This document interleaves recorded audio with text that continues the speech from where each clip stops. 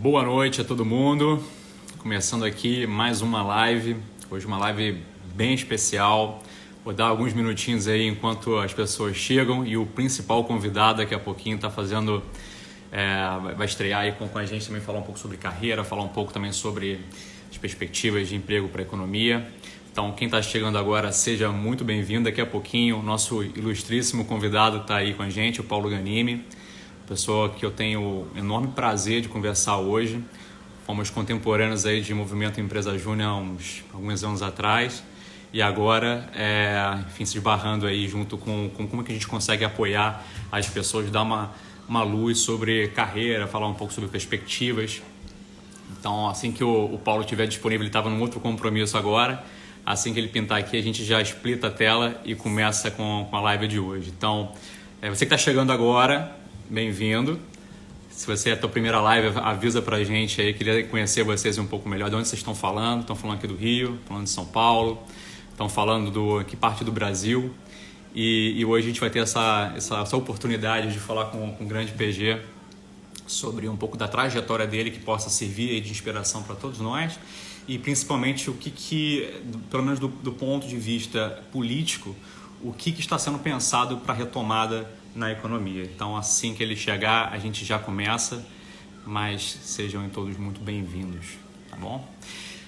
Para quem está assistindo a nossa primeira live, essa é a terceira desse ano, a terceira desse ano.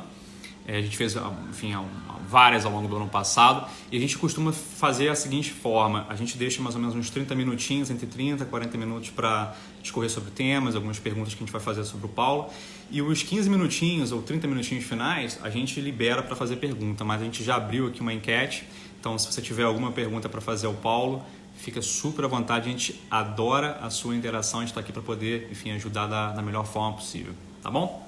Então, só dar alguns minutinhos que o PG já está chegando para a gente começar o nosso bate-papo.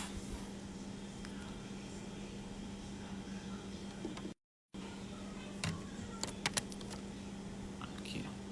Vamos lá.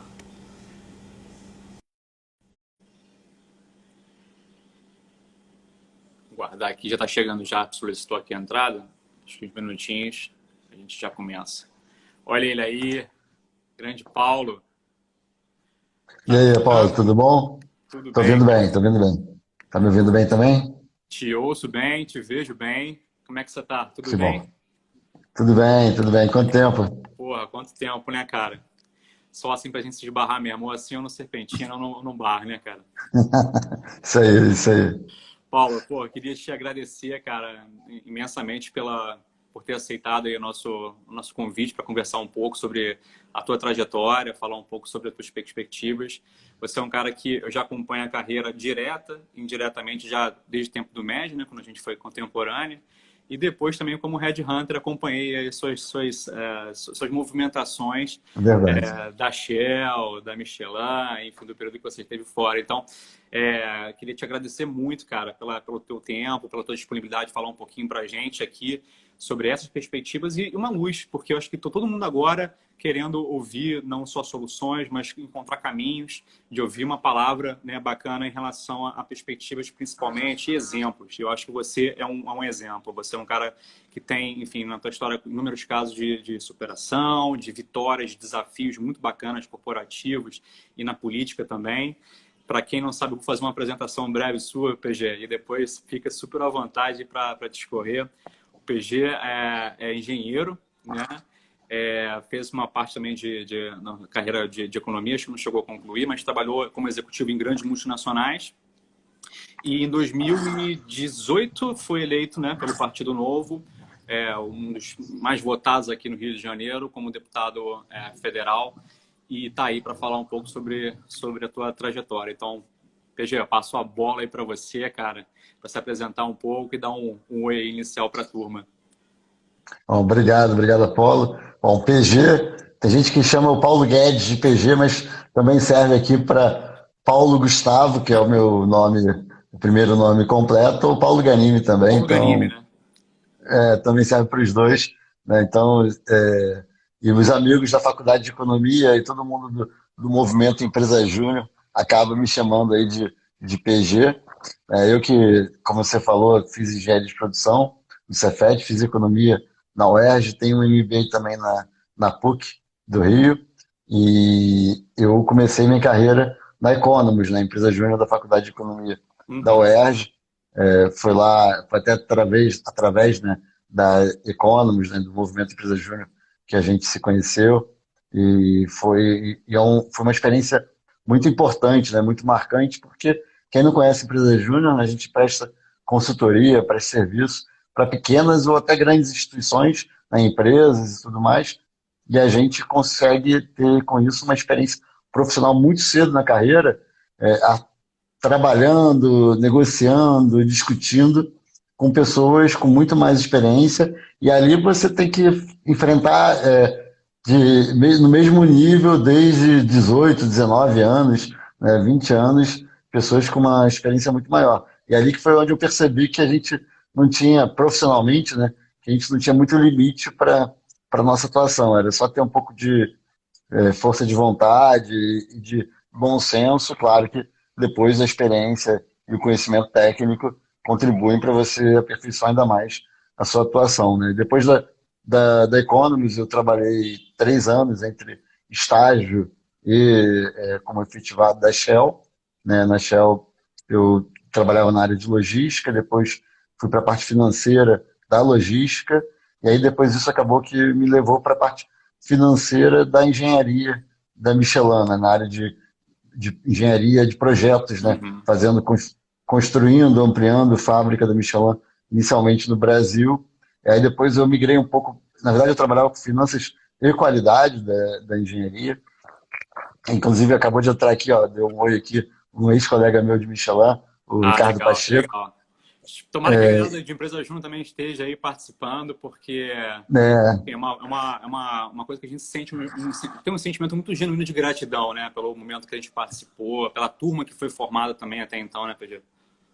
com certeza, com certeza. Tenho grandes amigos, seja da Economus ou seja de outras empresas juniores que, desde aquela época. E interessante também que hoje, na Câmara dos Deputados, temos alguns ex-membros de empresas júnior, né? O Thiago, né? próprio Thiago Mitrô, né? Thiago, Thiago Mitrô, que é da bancada do Novo também, meu colega de partido.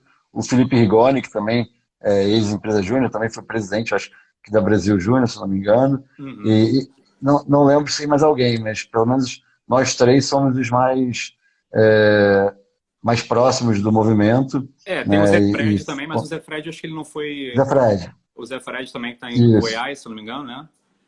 Mas eu não sei se Uhum. ele foi É, o eleito.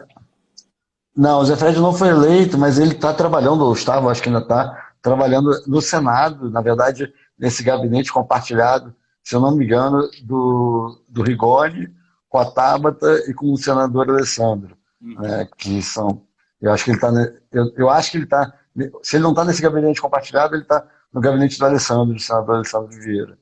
Então, também ali.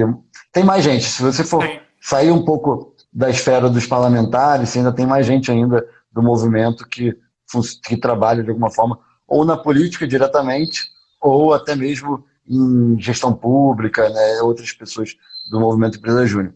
E aí, só para terminar essa fase da minha carreira, né, fui para Michelin, finanças, qualidade, depois gestão de projetos, e aí eu fui para a França para ser responsável do PMO, do escritório de projetos da Michelin para essa área industrial. Trabalhei com projetos na China, na Índia, na Europa, na Polônia, Espanha, França também, alguns projetos nos Estados Unidos, no Brasil também, na América do Sul, principalmente no Brasil, né? Uhum. E depois eu fiquei lá 3 anos e meio, mais ou menos. Depois eu fui para os Estados Unidos, fiquei lá 1 ano e meio como responsável pela parte financeira e o PMO também da construção da fábrica nova da Michelin no México. Eu fui para os Estados Unidos porque a fase inicial do projeto, que era a fase mais de planejamento, na definição do projeto, ela era executada pela equipe americana, né, porque o México, a Michelin do México era ligada aos Estados Unidos, e Uhum. aí depois a fase de construção da fábrica mesmo. Eu cheguei a pegar a parte civil, na engenharia civil, terraplanagem, nas primeiras fundações, e aí foi quando eu decidi voltar para o Brasil, né, decidi vir, eu avisei, comuniquei a Michelin no final de outubro, mais ou menos de 2016, que eu ia voltar, que eu queria voltar, seguir outra carreira, outro momento, mas eles me pediram para ficar pelo menos até o final do ano, depois pediram para eu ficar até fevereiro, depois pediram para eu ficar até abril, aí depois pediram para eu ficar até outubro, eu falei, não, abril é o máximo, e abril eu voltei, abril de 2017 eu voltei para o Brasil para ser candidato a deputado federal. A eleição era só em outubro de 2018, mas eu entendia que era importante ter esse período para eu conseguir preparar todo o meu percurso, né? A campanha começa só em agosto de 2018, mas eu não era conhecido, não tinha rede social, não tinha nada. Eu não era ninguém na política, nunca participei nem de grêmio estudantil, nem diretório acadêmico, centro acadêmico, nada, nada, nada. Então eu tinha que trabalhar do zero meu percurso político, né? Então, se eu chegasse muito próximo às eleições, eu não teria como fazer isso. Aí voltei, fiquei esse período todo praticamente dedicado à política. E aí teve alguém aqui que eu não vi quem foi, que falou aí o motivo do praticamente, Ah, porque eu tive um períodozinho aí que eu estava lá no Vasco ajudando meu time do tá, coração. eu vi agora, o pessoal tá comentando aí, ver. Fiquei lá, acho que uns 3 meses como diretor financeiro, depois eu virei até vice-presidente, mas foi só realmente para ajudar o Vasco, não era nada, não era remunerado, não estava lá dedicado, e eles já sabiam que eu estava ali só por um período curto, era para eu ficar 2 meses, acabei ficando acho que 6 meses para conseguir ajudar um pouco na recuperação. Hum, Aí foi uma experiência bacana também, legal, né? legal. E muito a ver com a política também, né? Porque tem muita política no clube de futebol. Com certeza. Uma pergunta, inclusive, assim, Paulo, para quem a gente está falando aqui que você tem a formação em engenharia e chegou também a cursar economia, né? E quando a gente olha para o espectro de políticos tradicionais que a gente vê um nível não só de escolaridade, mas de qualificação muito baixo. Então, eu queria entender assim, o que a tua formação como engenheiro e também como economista te ajudam na execução do teu mandato ou de pensar em novas ideias. Eu vi uma reportagem sua em que a gente não tem o costume, o hábito de mensurar o retorno das nossas atividades. Isso acaba também não tendo um impacto no mundo político. As pessoas fazem projetos, mas não mensuram nas pontas, né, a ação disso. Mas eu queria entender como é que você aplica esses conceitos corporativos no teu dia a dia. Bom, na verdade, você tem muita gente com uma qualificação boa ali dentro.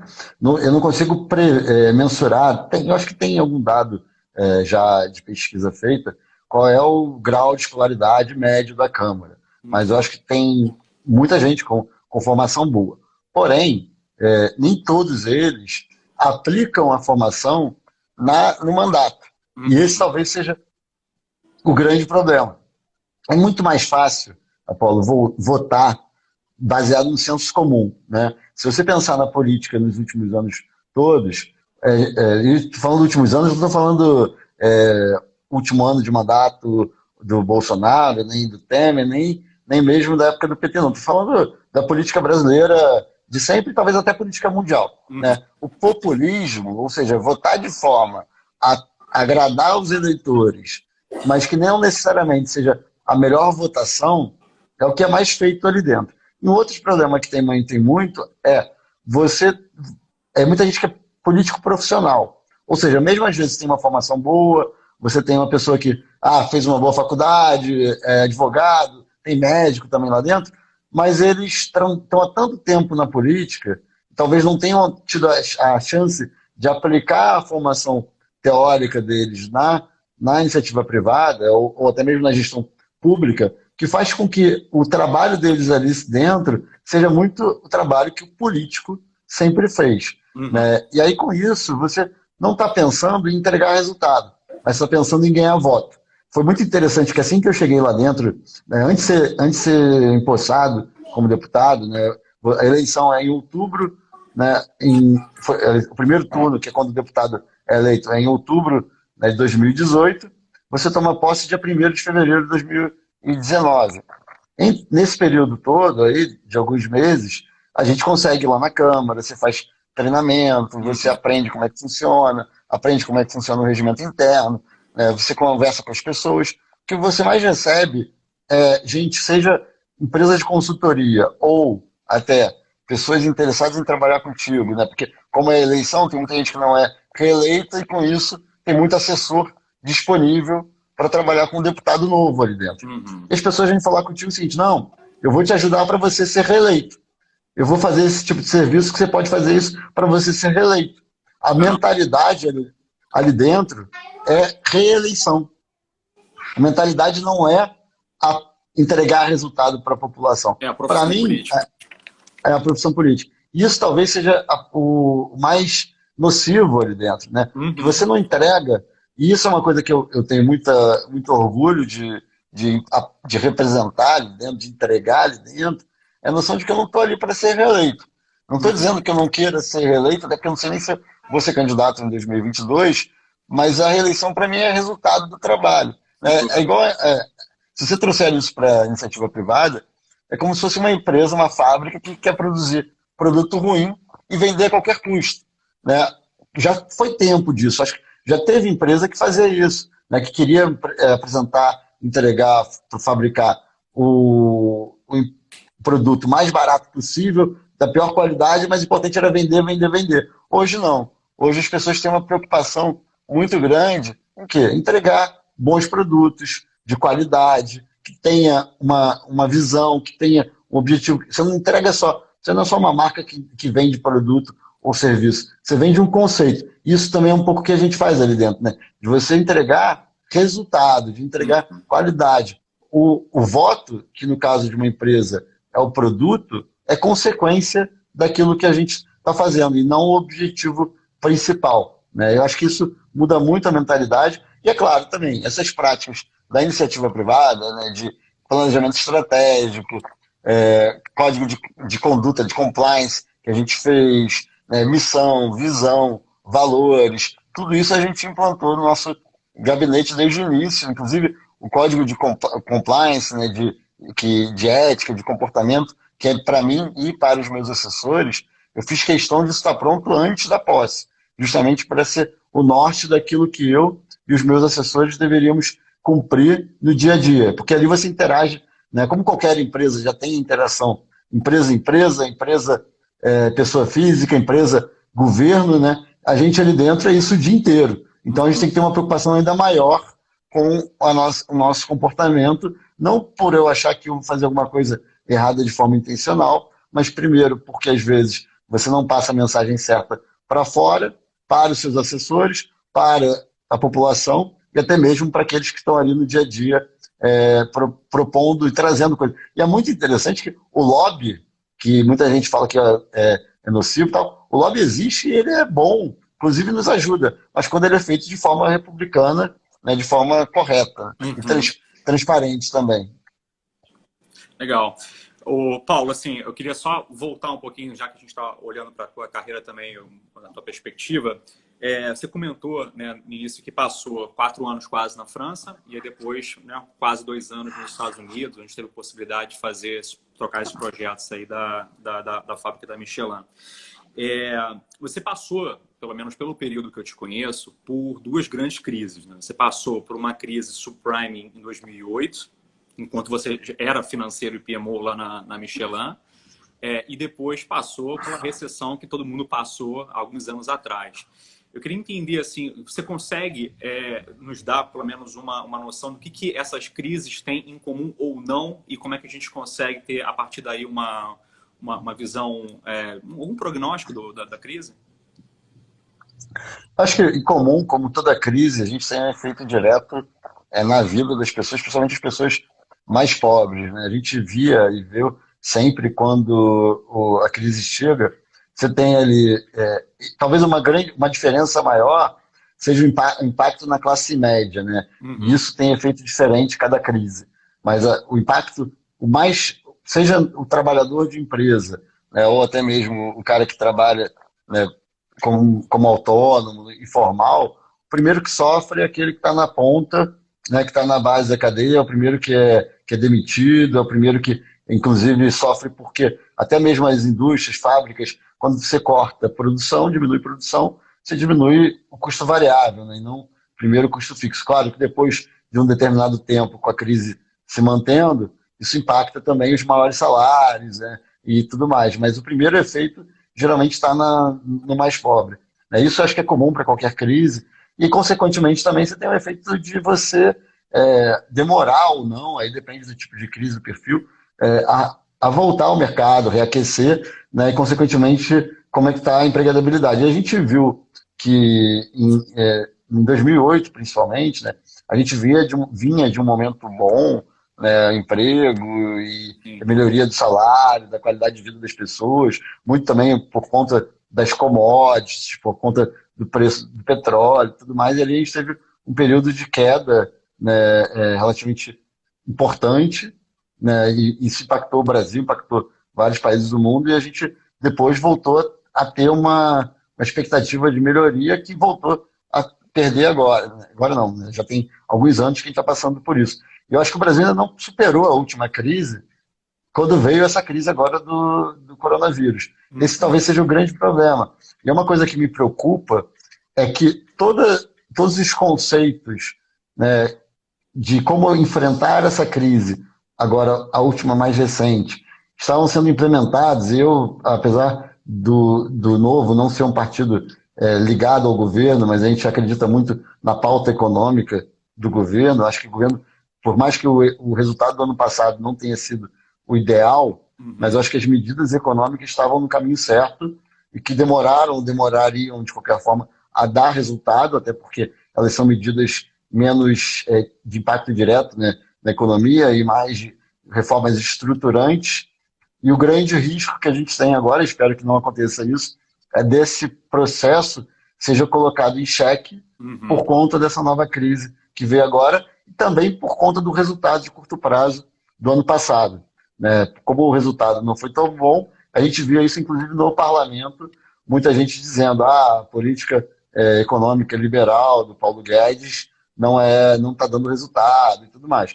Eu discordo, eu acho que ela demora mais, a gente poderia ter feito coisas mais rápidas, como, por exemplo, a reforma tributária, que até agora não saiu, Uhum. reforma administrativa, que até agora nem chegou na Câmara, né, outras reformas setoriais, como o saneamento básico, que também demorou a sair, a gente aprovou na Câmara, mas até agora não foi aprovado no Senado. A lei do gás, que também é uma reforma setorial. Tudo isso são reformas que são importantes para o Brasil e que elas deixarão o Brasil.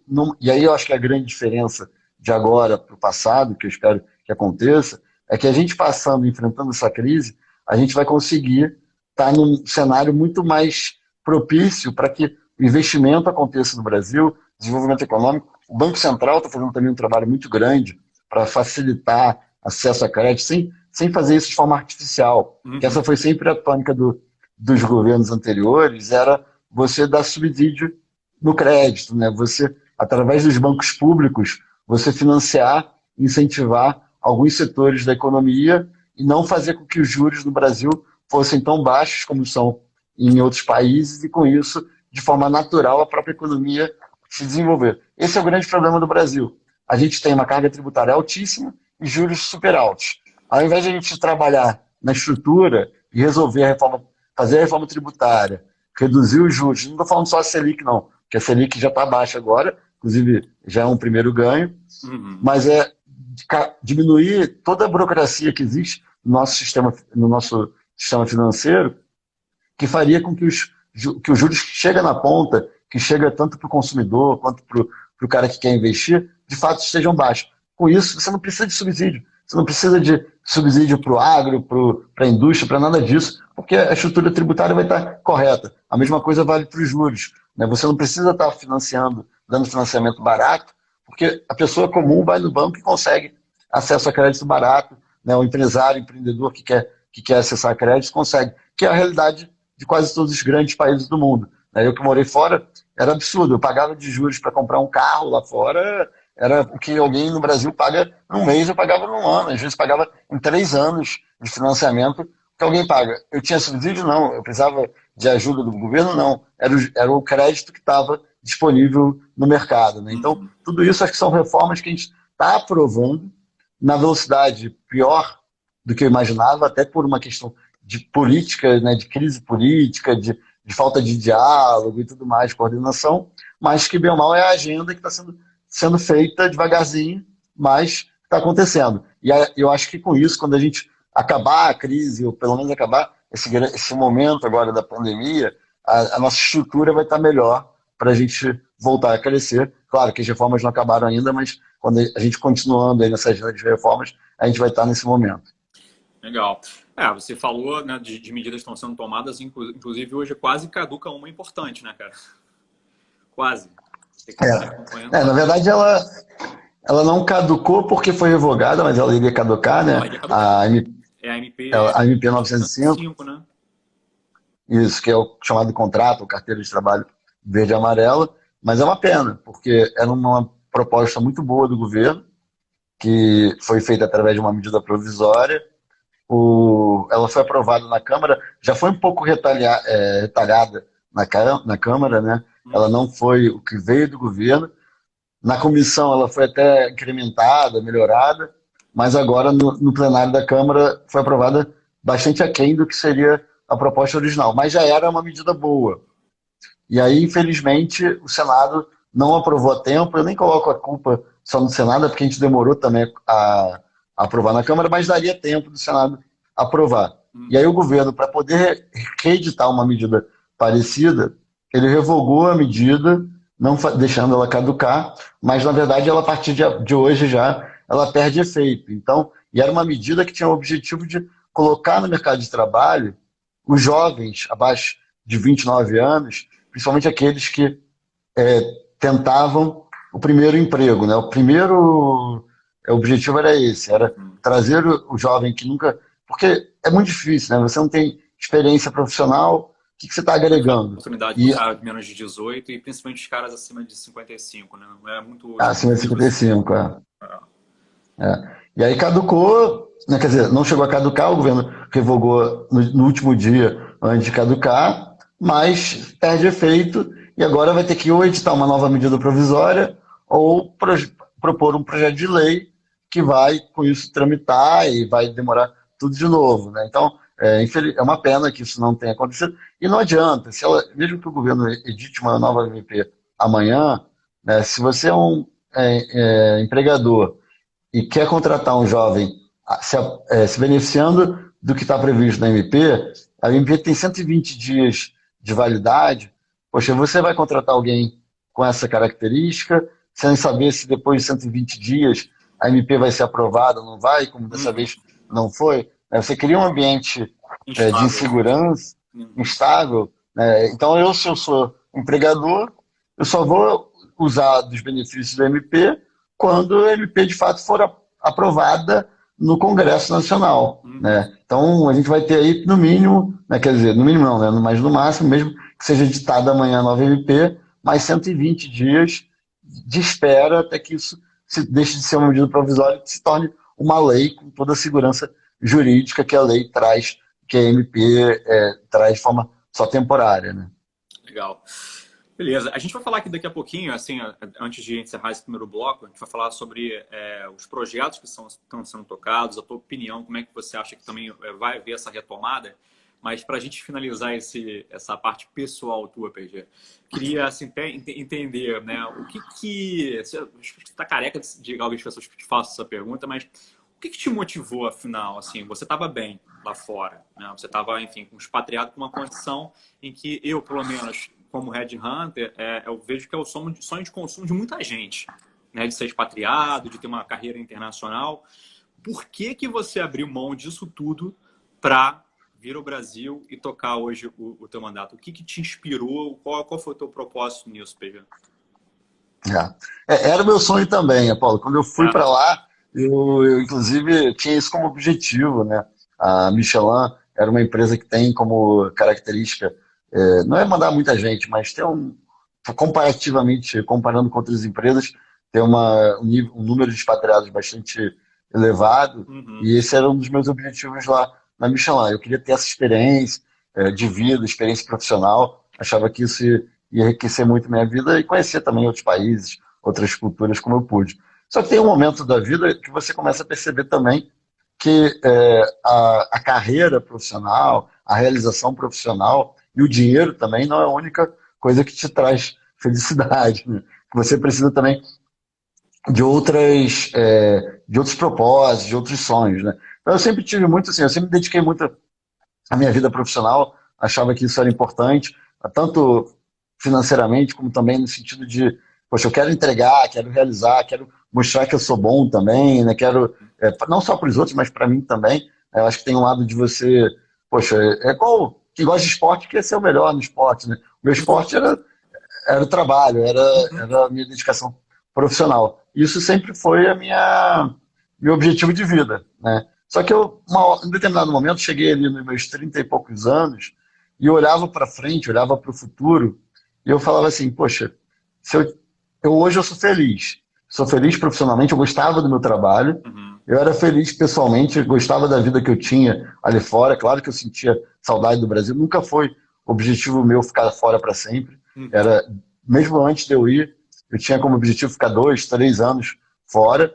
Então, claro que eu sentia saudade do Brasil, queria em algum momento voltar, mas não era um problema de curto prazo. Uhum. Mas eu olhava para frente, eu ia ficar lá fora mais uns 4 anos pelo menos, sendo que eu saí do Brasil para ficar 2, 3 anos e acabei ficando 5.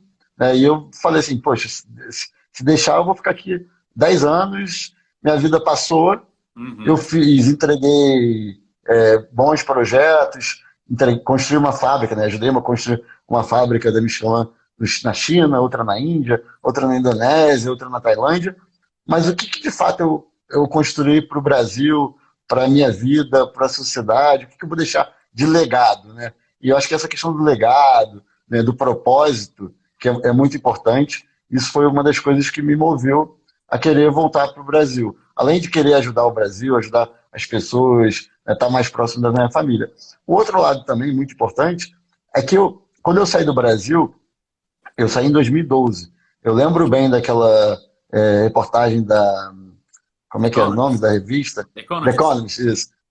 Com o Cristo Redentor, né, Decolando. decolando, o Brasil indo para frente. E essa era a realidade. Eu até conto muito uma história que o meu chefe, que era francês, no Brasil, antes de eu ir para a França, ele tinha 3 filhas e teve a quarta filha no Brasil. Ele queria muito ter um menino, e aí ele teve mais uma no Brasil, nasceu um menino também, né, e ele falou para mim, eu vou pedir a nacionalidade brasileira para ele, porque a filha era brasileira, né, de qualquer forma, mas ele falou que ia pedir para ele, porque ele falou assim, daqui a 10 anos eu já vou ter voltado para a França, mas se eu quiser voltar a trabalhar no Brasil, vai ser muito difícil, porque aqui vai estar tão bom que o Brasil não vai estar dando visto de trabalho para estrangeiro, e Olha, eu, como brasileiro, vou poder trabalhar. Essa era a interessante. visão que um francês tinha do Brasil naquela época, que a gente ia decolar, que o Brasil ia estar com tudo. E eu saí do Brasil com essa mentalidade ainda. 2012 já estava começando um pouco a,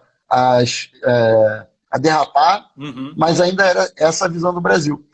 E eu, cada ano, eu tenho amigos que estavam lá expatriados comigo, outros que iam lá visitar, ou quando eu vinha para o Brasil, eu via as pessoas falando mal do Brasil, e eu era sempre aquele que defendia, não, tá melhorando, o negócio tá bom, papapá, vai melhorar, eu acredito muito e tal.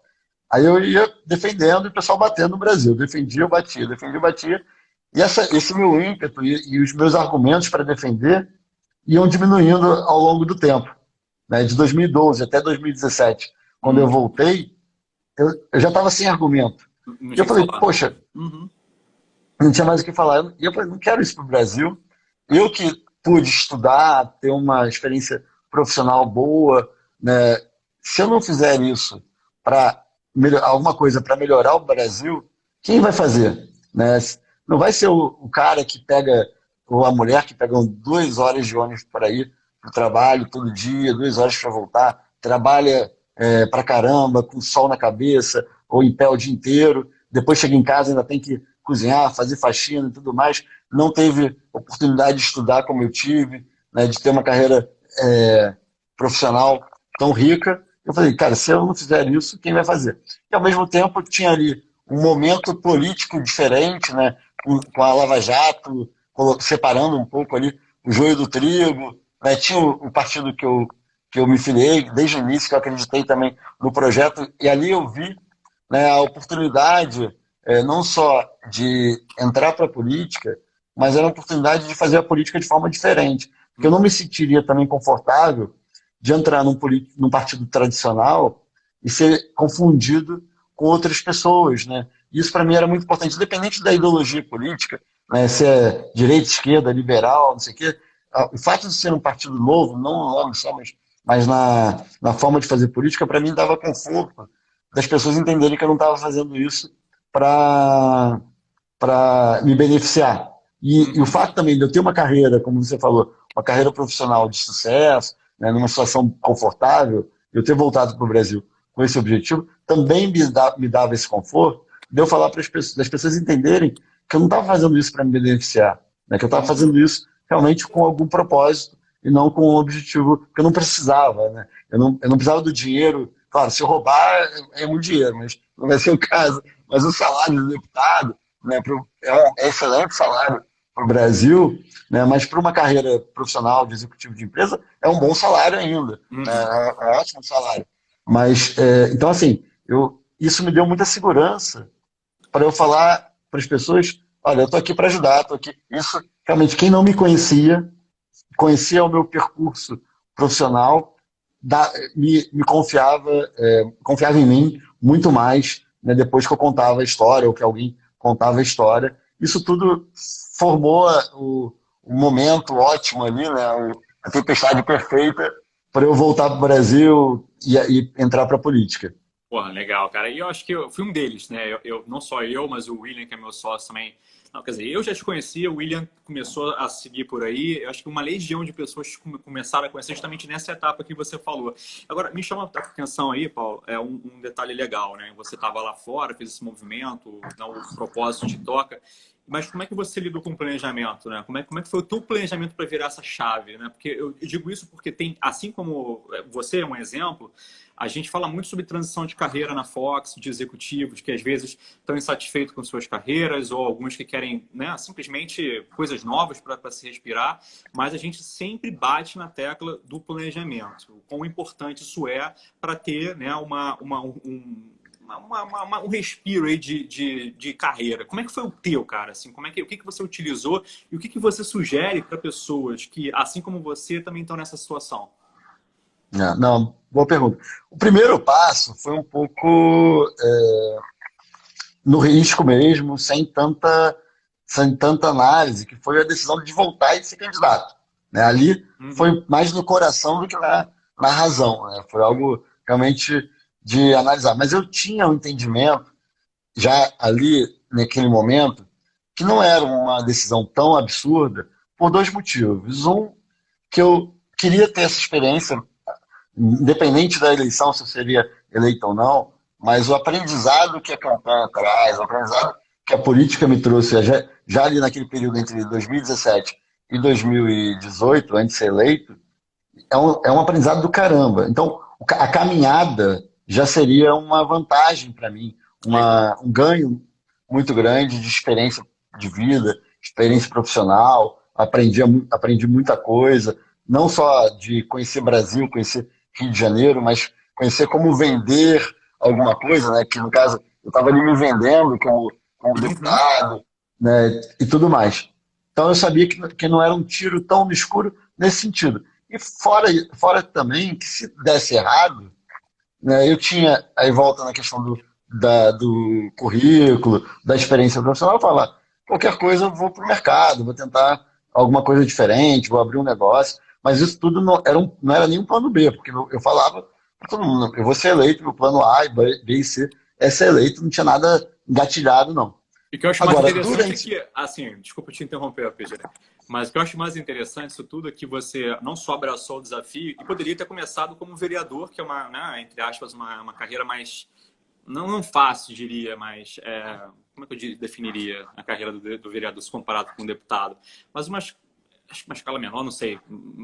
A eleição é mais fácil, realmente. É uma eleição mais fácil, não queria dizer isso, mas, enfim, como você falou, eu já tenho carta branca. Mas você poderia simplesmente ter focado no vereador e deputado, de repente, no segundo mandato, se as coisas funcionarem bem, se você tivesse boas entregas, né, bons resultados. Como é que você decidiu ir direto no teu objetivo maior, que poderia ser uma posição de vereador? Como é que você escolheu isso? Tem a ver com o que eu falei da tempestade perfeita, de que o momento era aquele. Eu quase, Paulo, para ser sincero, já falei isso até alguns outros momentos, Uhum. eu quase voltei, quase fui candidato em 2016, Não sabia. que seria para ser vereador. Uhum. mas o momento não era oportuno. Eu não tinha condição financeira de largar tudo e voltar para o Brasil e ficar, como eu fiquei 2 anos quase sem ganhar dinheiro. Eu tinha acabado de chegar nos Estados Unidos, né, foi quando eu me mudei da França para os Estados Unidos, então até mesmo em respeito a Michelin, não seria o mesmo nível de respeito, porque eu estaria ali recém-chegado, a minha entrega ali naquele momento nos Estados Unidos não seria a mesma, né? Então Uhum. isso tudo contribuiu muito para que a minha decisão fosse para em 2018. 2018 você pode ser candidato para deputado federal, deputado estadual, senador, governador ou presidente, né? Então, tirando o deputado estadual, que seria uma eleição um pouquinho mais fácil, né? Não tão fácil, mas um pouco mais fácil, a deputado federal era mais óbvia, né? Então, Uhum. juntou todos esses fatores, né? Mas aí, já até entrando na questão da pergunta anterior, do planejamento, né? Eu cheguei aqui, eu não conhecia nada de política. Nada, nada, nada. O que eu fiz? Primeira coisa que eu cheguei aqui, eu sentei com única pessoa do Novo, no Rio de Janeiro, que já tinha sido eleita, que tinha tido alguma experiência de política, que era o Leandro Lira, que é o vereador, que agora saiu do Novo até, mas que na época era vereador do Novo, era a nossa referência. E a primeira coisa que eu fiz foi sentar com ele e falar: como é que você ganhou essa eleição? Uhum. E eu fiquei 1 hora e pouco no gabinete dele, e ele me deu todas as dicas da campanha dele. Eu anotei tudo aquilo ali. E além disso, eu tive a seguinte análise.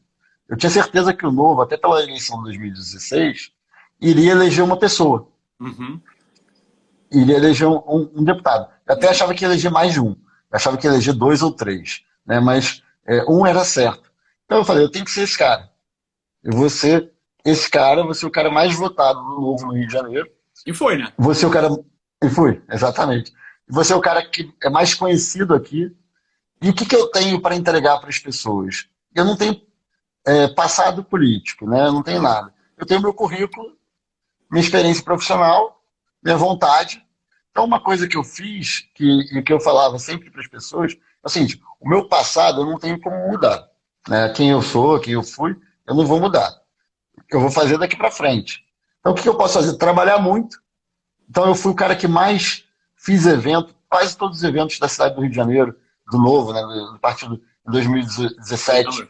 Fui eu que, fui eu que organizei. 2018 também eu ia. Eu rodei o estado todo, corri pra caramba. Eu estava em tudo que era evento. Às vezes eu estava em São Paulo de manhã, à noite eu estava no Rio. Então, eu quis mostrar o seguinte: olha, eu não tenho como mudar o que eu já fiz, eu não tenho como mudar meu passado. Meu passado pode me ajudar em algumas coisas, como a minha experiência profissional, da iniciativa privada, e minha história de vida e tudo mais, mas da parte política ela não vai mudar, não conheço ninguém. Então eu vou construir isso daqui para frente. Então fui trabalhando, fui aprendendo. Tinha eventos sobre segurança pública eu ia, tinha eventos sobre governo eu ia, sobre cidades eu ia, sobre qualquer tema que ligado à política eu estava lá. Todos os eventos do Novo no estado do Rio de Janeiro eu ia, às vezes em São Paulo, às vezes em outros lugares eu ia também. Então eu fui construindo um planejamento. E depois disso também, na campanha, a gente fez todo um planejamento estratégico de campanha, análise de SWOT, né, saber quais eram os meus pontos fortes, fracos, quais eram as ameaças, quais eram as oportunidades. Planejamento, a gente fez uma análise de todas as regiões do Rio de Janeiro, qual é o perfil de público. Eu fiz para quem trabalha com rede social, né, com marketing, defini a persona, né, definir todas essas coisas que a gente define, né, numa campanha digital ou não. Uhum. Tudo isso a gente foi definindo, né, com pessoas que a maioria não tinha experiência em política, mas quase todo mundo tinha experiência profissional em alguma Gestão. coisa, Uhum. em gestão. Então, comunicação, logística, gestão de pessoas, tudo isso a gente foi trabalhando. E uma coisa importantíssima, né, para qualquer gestor, para qualquer pessoa, equipe. Eu tinha uma equipe É isso que eu ia de falar. Surgiu confiança. uma pergunta aí, cara, que ó, foi uma pergunta que acho que é muito pertinente ao que a gente tem em comum, né, na Fox por recrutar e vocês por adotarem também uma forma de recrutar as pessoas. Eu acho que o mais interessante é que você, enfim, passa por um crivo, né, ou para se candidatar, ou até mesmo para fazer parte da tua equipe. É o que eu queria te fazer uma pergunta, Paulo. É o seguinte, que tipo de elementos você trouxe da tua experiência executiva para selecionar o time que trabalha com você? Quais são as competências que você valoriza? Que tipo de habilidade? Que tipo de perfil você julga ser o ideal, não só para trabalhar contigo, mas para poder fazer diferença dentro do propósito que você abraçou? Bom, a primeira pessoa tem que gostar de trabalhar. Essa eu acho que era uma das características que tinha Legal. que ter. E outra está muito dedicado. Que tem uma para várias características, a gente tem que adaptar realmente da iniciativa privada é igual, né? Uhum. Competência, profissionalismo e tudo mais. Só que tem algumas características que são muito específicas não vou dizer nem da política, mas do que a gente fez, que eu, principalmente no início, no meu primeiro ano, ninguém era remunerado, ninguém ganhava dinheiro com isso, todo mundo estava ali trabalhando comigo como voluntário. Uhum. Então, até a gestão de pessoas, você não tem como cobrar alguém que é voluntário da mesma forma como você cobra alguém que é profissional, que está ali Uhum. trabalhando, que tem seu emprego. Né? Então, isso era algo muito importante, era como conduzir pessoas que estavam trabalhando ali de forma voluntária, mas ao mesmo tempo eu dava uma noção para elas o seguinte, olha, vocês são voluntários, mas vocês não trabalham quando querem só. Vocês têm que ter comprometimento, vocês têm que ter entregas definidas. Isso é uma coisa que eu sempre defini na minha campanha e nessa fase de pré-campanha também, né, de participação nessa fase de 2017, início de 2018, é que o voluntário é diferente de um apoiador. Né? O apoiador, eu falava para eles, ó, o apoiador é a pessoa que hoje está afim de fazer alguma coisa para mim, vai lá e faz. Ah, hoje eu vou para a Uhum. praia panfletar. O apoiador vai se quiser, ele não tem um compromisso comigo, ele não tem uma obrigação. Ele é o cara Uhum. que quer me ajudar, mas ele tem outras coisas a fazer. O voluntário não, ele não é remunerado, mas ele tem um comprometimento comigo que ele tem que definir qual é o comprometimento dele e ele tem que entregar aquilo ali também, porque senão a equipe não anda. Uhum. Isso é uma coisa que é muito diferente da iniciativa privada, né, do trabalho de uma empresa, que o comprometimento, numa empresa, se você não entregar o que você tá, sujeito a entregar, que você tem obrigação de entregar numa empresa, bom, seu chefe pode te mandar embora, pode não te dar um bônus legal, né, pode não te dar um aumento que você quer. Ali não, ali o que o cara tem que entregar, ele vai ter como recompensa o quê? A minha eleição. E esse era um outro ponto. Eu falava muito para as pessoas que estavam comigo: olha, gente, eu sou só o meio, eu sou o bonequinho ali que vai ser eleito e que vai estar ali representando vocês. Mas o objetivo final, que é ajudar a mudar o Brasil, mudar a política, é um objetivo de todos nós. Então, Uhum. quem estava trabalhando comigo tinha que ter essa noção. Né? A pessoa não estava ali porque para ajudar o Paulo, para ajudar o PG. Ela estava ali para ajudar o Brasil a melhorar. Mas uma coisa que é interessante, Paulo, que ao longo da caminhada, e quanto mais eu trabalhava, mais pessoas chegavam pro time, né, chegavam querendo ajudar, dispostos a ajudar, de estar no domingo de sol, panfletando, de estar à noite numa reunião ou num evento comigo, deixando de estar com as pessoas, porque elas viam o meu comprometimento, viam que eu estava trabalhando.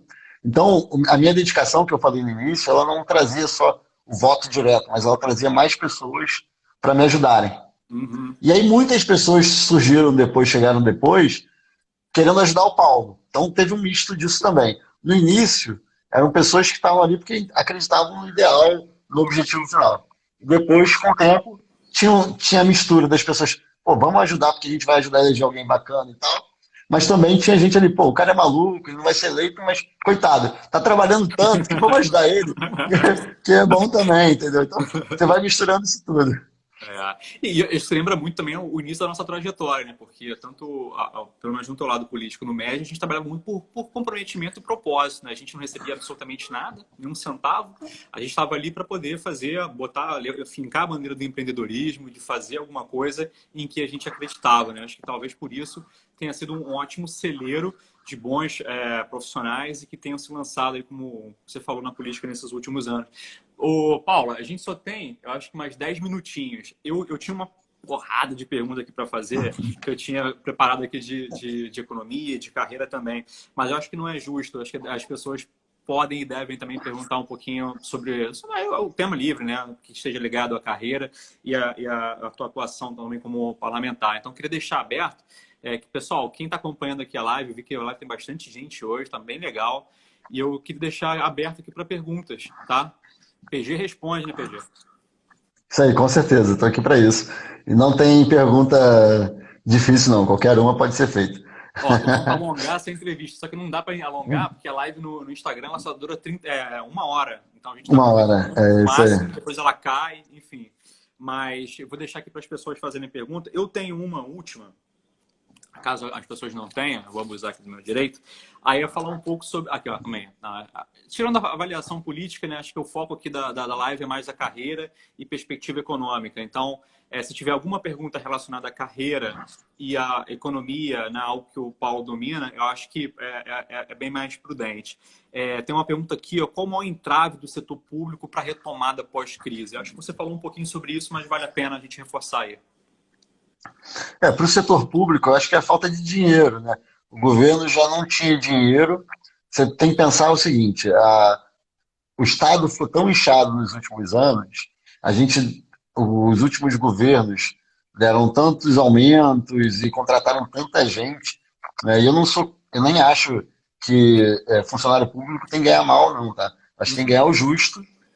Eu acho que tem carreiras que ganham menos do que deveriam, outros ganham mal, mais do que deveriam, e algumas ganham mal, né? Não é porque ganham mais ou menos. A forma da remuneração ela é ruim e a forma como o plano de carreira é feito é tão ruim que não tem meritocracia, não tem incentivo para a pessoa querer trabalhar. Então acho que tem que fazer uma reforma administrativa muito grande, né? Isso estava sendo cogitado agora, deu uma travada aí com a pandemia, mas falta dinheiro para o setor público, porque hoje, no nível federal, 93% do orçamento da União vai para pagar previdência ou salário. Uhum. Previdência, a gente fez a reforma da Previdência, né? Mas que não resolve todos os problemas, mas já dá uma aliviada. Falta agora a questão do salarial, né? Mas, além disso, mesmo que a gente resolva isso é para evitar que o déficit público aumente, que o endividamento aumente. Então, o que a gente precisa? A gente precisa que mais parceria com a iniciativa privada para ter mais dinheiro privado para financiar serviços públicos. E tem muito dinheiro. Saneamento, por exemplo, é um caso. É o que falam que tem mais dinheiro lá fora querendo entrar no Brasil para investir em saneamento básico. Mas isso vale para tudo. Vale para transporte, né, para rodovia, ferrovia, vale para porto, vale para setor elétrico. Todos os setores têm uma capacidade de investimento privado em serviços públicos, até mesmo concessão de parque, de campo de futebol, tudo isso. Então, acho que o grande entrave é essa falta de dinheiro, mas que a gente pode resolver através dessa conexão maior, né? Acabar com esse preconceito que a gente tem para com dinheiro privado no setor público, né? Legal. Tá falando de setores aqui. O Mussi Roberto pergunta para você o seguinte, Paulo. Qual que é o teu posicionamento sobre a modernização no setor elétrico? Eu sou super favorável, é um dos setores que eu mais atuei aí no último ano, desde a questão da lei do gás, né, que impacta diretamente o setor elétrico, até mesmo também a gente tem aí um projeto ligado a acabar com o monopólio, vamos dizer assim, né, da conta de luz, que hoje você tem comprado a distribuidora, isso aí não dá para mudar, mas você poderia comprar energia de outro fornecedor, né? Então, a portabilidade da conta de luz, tem a questão também das energias renováveis. Eu atuei também na questão da bioeconomia, e você tem todo um potencial de energia, é, de energia renovável ligada a biogás, biocombustíveis e tudo mais. Então tem muita coisa aí no setor de energia, além do elétrico, né, mas de energia, que a gente pode trazer muito investimento, gerar muito emprego no Brasil, né, tem muita coisa aí nesse setor. E é uma coisa que não só o Brasil e o Rio de Janeiro tem um potencial absurdo, como é uma necessidade também, né? Uhum. Legal, ó, tem uma outra pergunta aqui do Dolph Wug, é isso mesmo? Depois você me disse se eu falei certo. Você conhece ele? Baseado na tua Não, acho que experiência, não. se você fosse dar um chute, previsão, palpite, quando é que poderia sair a reforma tributária e se você possui alguma informação com o Partido Novo? É um feeling, acho que é um feeling, mais do que nada. Olha, com relação à reforma tributária, a gente achou até que ia sair no ano passado, não saiu, né, demorou e tudo mais até começar a tramitar. E agora a gente achava que ia sair até maio desse ano, mas a pandemia fez com que tudo fosse parado, né? A gente está votando muita coisa lá na Câmara, mas é tudo coisa de curto prazo, que tem a ver diretamente com a pandemia. Eu até teve uma discussão recente, o próprio presidente da Câmara, Rodrigo Maia, disse que talvez ele sugira a gente voltar a discutir a reforma tributária, mesmo nesse sistema remoto. Não dá para voltar todas as comissões, não dá para discutir todos os temas, mas talvez dois ou três temas, e a reforma tributária talvez seja o mais importante deles. Se não der para fazer comissão, que a gente faça isso direto no plenário, com um projeto já pronto, vindo do relator direto para o plenário, até porque regimentalmente, passados os dias de plenário, você pode ir direto para o plenário, a comissão pode dar um parecer direto. Então, talvez a gente consiga votar isso ainda esse semestre, mesmo que a crise não resolva, não seja resolvida até lá. Legal.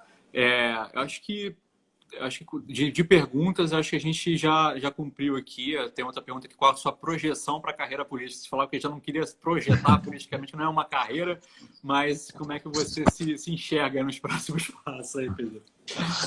Paulo, vou te dizer que é muito gratificante o que eu faço, mas ao mesmo tempo é muito estressante, né?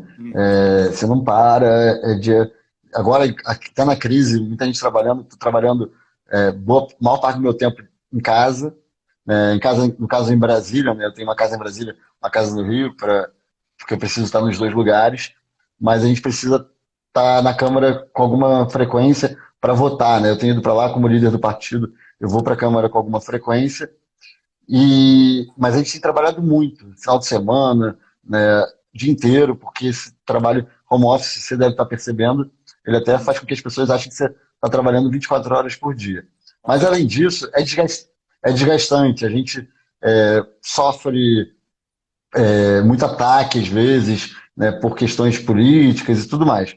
Mas é muito gratificante. Então, eu não sei, sinceramente, quanto tempo eu vou querer trabalhar nessa área política, porque é muito legal por um lado, mas é muito sacrificante por outro. Não é uma área que você, como eu falei antes, é um bom salário, mas você fica rico? Não fica, a não ser que você se beneficie de alguma outra coisa. Então, eu não sei qual vai ser o meu próximo passo agora.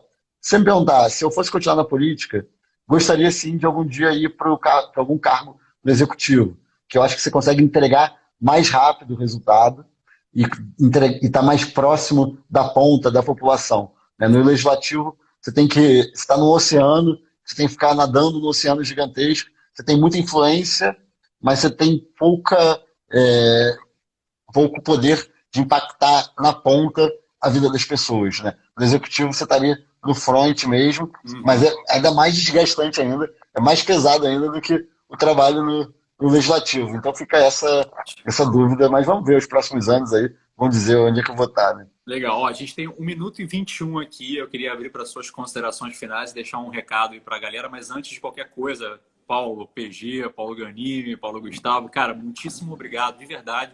Acho que a galera se amarrou assim no bate-papo. Acabei esquecendo, não contemplando algumas coisas relacionadas à economia, mas a sua carreira é muito inspiradora para gente, para muita gente, que sirva de exemplo, que você continue fazendo um ótimo trabalho, não à toa hoje como líder da bancada, pelo teu mérito, pelo bom trabalho que você fez. E queria deixar as palavras aí para você fazer as últimas considerações, mas sem falar do Vasco, tá, William? O William tá falando para falar de Vasco, não é política. Bom, primeiro, obrigado, Apolo. Prazer estar aqui com vocês. Prazer aqui estar falando também com o pessoal da Fox aqui. E sempre que vocês quiserem bater mais papo, a gente tô disponível. Agenda é difícil, mas a gente arranja um tempinho aí, ainda mais para os amigos. E Legal. obrigado aí. Poxa, e eu tenho certeza que a gente vai sair dessa crise mais forte do que a gente entrou. Muita gente vai sofrer, a população vai sofrer, seja com a doença ou com a questão econômica, mas como sociedade a gente vai sair mais forte ainda. Obrigado aqui. Boa Acredito. noite para todo mundo, boa semana. E fiquem ou em casa ou se cuidem. Né? Quem não puder ficar em casa, se cuide. E cuide dos